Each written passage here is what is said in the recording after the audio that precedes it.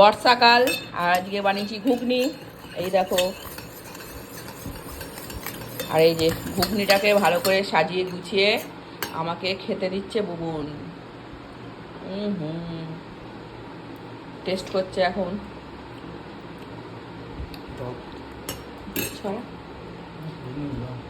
কত রকম তোচ করে খাওয়াবে আমাকে আমার ছোট ছেলে। ভাজা মশলা অল্প ছিল ফুটে, আর ভাজা মশলা আমার করতে হবে আজকে।